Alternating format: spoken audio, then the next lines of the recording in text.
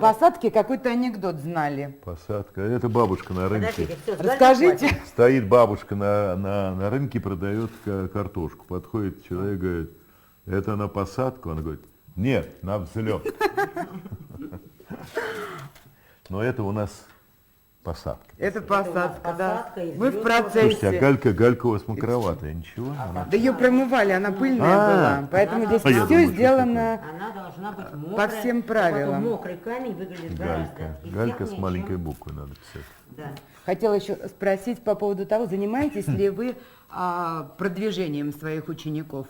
Может быть, Вы знаете, какой-нибудь... да, я понимаю, стараюсь, но это сейчас очень сложно. По понимаете, деньгам, потому наверное, что, кризис, конечно, да? представляете, сделать, понимаете, исполнителя какого-то, написать симфонограммы, искать репертуар, да, искать сценографа какого-то, дизайнера, там, До который бы- отца Алсу вам который бы- далеко, конечно, да, до его денег. Не, ну Алсу, она развивалась естественным совершенно образом, потому что у Алсу музыкальная семья.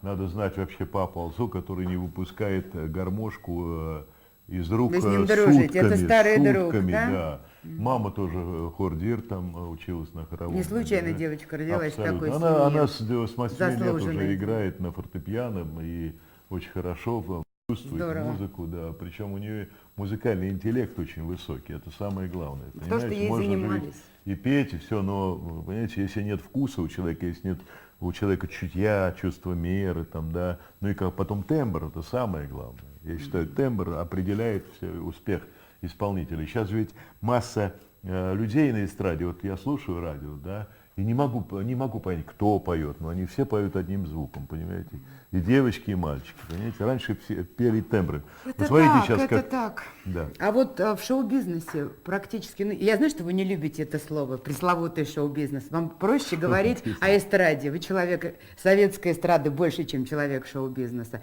Но практически человеку тогда вот с улицы, если нет там какого-нибудь чем пробиться, практически же невозможно.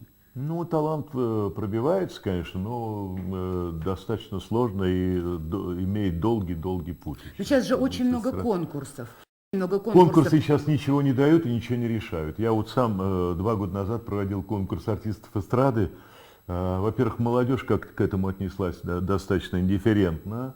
А во-вторых, несмотря на то, что люди получили лауреацию, они потом их никуда, все равно телевидение их не пользует, не приглашает. А потому что, никуда. наверное, Так платить что- надо, да? Ну, для не того, только чтобы платить, попасть ну туда? не только платить. Почему? Ну, просто есть определенные подходы какие телевизионные, там, форматы и прочее, и каждый канал имеет свой формат, то есть так же, как и радио, да.